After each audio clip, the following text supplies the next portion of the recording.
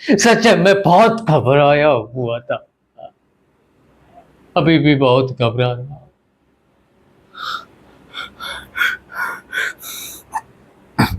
क्या क्या आप मुझे क्या मुझे पागल कहेंगे? पागल आदमी कुछ नहीं जानता समझता। देखिए, मैं आपको कितनी आराम से पूरी कहानी सुना सकता हूँ। मैं पूरी तरह सुन सकता हूँ। मैं आप लोगों को सुन सकता हूँ। मैं बाहर की आवाज़ें सुन सकता हूँ। फिर मैं पागल कैसे हो सकता हूँ? देखिए, उस बूढ़े आदमी को मारने से पहले मैंने कितनी योजना बनाई थी। मेरी उससे कोई लड़ाई नहीं थी। उसने उसने कभी मेरा अपमान नहीं किया। उसकी संपत्ति को हड़पने की मेरी कोई लालसा भी नहीं थी।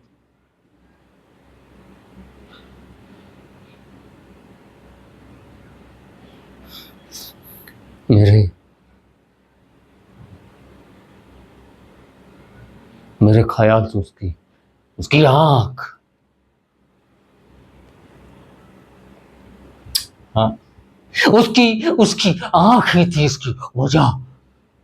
उसकी एक आंख बिल्कुल गिद्ध की तरह थी, निस्तेज, नीली झिल्ली से ढकी हुई।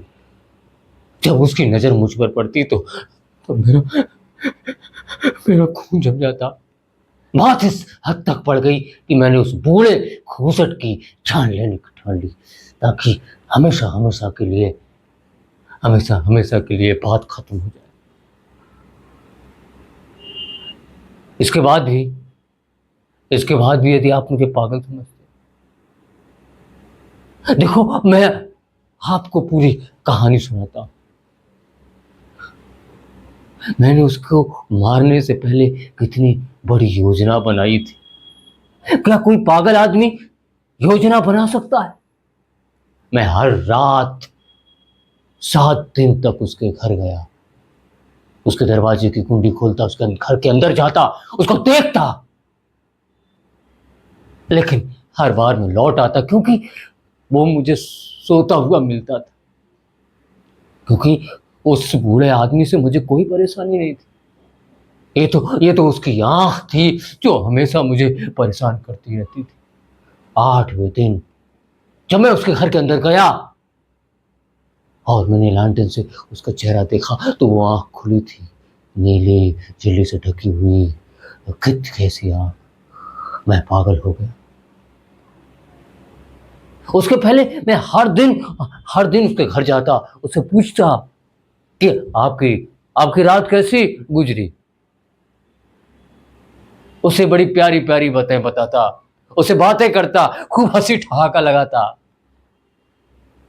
वो आदमी को कभी विश्वास भी नहीं हो सकता था कि मैं हर रात उसके घर 7 दिन से लगातार उसके घर जाता हूँ, उसे नींद में सोता हुआ देखता हूँ। 8वें दिन जब मैं उसके घर के अंदर था, मैं उससे पहले इससे पहले मुझे कभी अपनी ऐसी वहशी ताकत का एहसास नहीं हुआ था। मेरी धड़कनें चल रही थी, मैं पागल हो रहा था। उसके बूढ़े के मरने का क्षण आ गया था।